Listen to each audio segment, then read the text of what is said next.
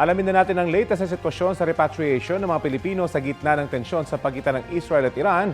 Kausapin natin si Philippine Ambassador to Tel Aviv, Eileen Mendiola. Magandang umaga at welcome po sa Balitang Hali. Magandang hapon, magandang tanghali, Rafi. Apo, kumusta po yung sitwasyon dyan? Limitado pa rin po ba yung galaw ng mga tao?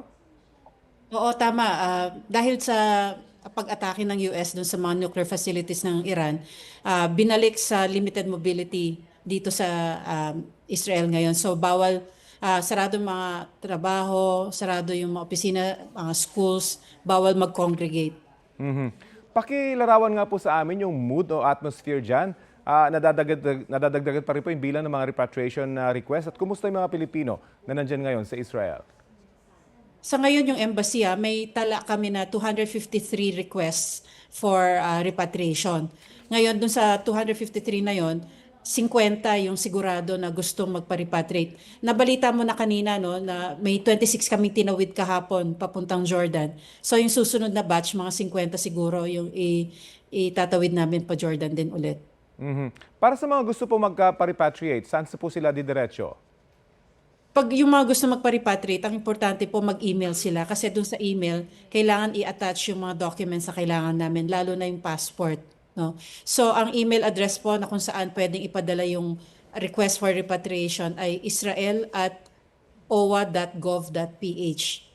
Iulitin ko, no? israel@owa.gov.ph. Importante po ipadala nyo doon kasi first come, first serve ho. So, yung unang email po ninyo, yun yung importante. Yun yung measure namin kung pang-ilan kayo dun sa listahan. Pero meron pong mga Pilipino ron na expired na yung mga travel documents katulad ng passport. Paano po ito masusolusyonan ng embahada? Yung mga expired po na passport, either travel document po ang i-issue namin o kaya kung pwede, kung papayagan ng DFA po, i-extend po namin for a limited period of time lang para lang makakross ng border. Okay. May abiso na po ba yung DFA sa posibilidad na iakyat sa level 4 o mandatory repatriation yung ating mga kababayan dyan po sa Israel? Sa ngayon kasi kaakyat pa lang ng level 3, no? So wala pang hindi pa pinag-uusapan 'yan, pero kami on the part of the embassy, bahagi po ng alert level na system po. So pinaplano na po namin kung saan po pwedeng mag-evacuate, saan po mag-relocate, no? At saka syempre yung repatriation po tuloy-tuloy 'yan.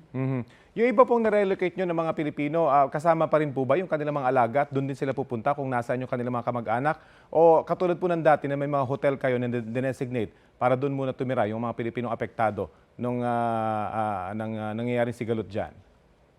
So kagaya ho nung kahapon, no, yung 32 na kababayan natin na nagtatrabaho sa nursing home, yung gobyerno po ng Israel, yung municipality mismo, nirelocate po sila sa ibang lugar kasama po nila yung mga inaalagaan nila.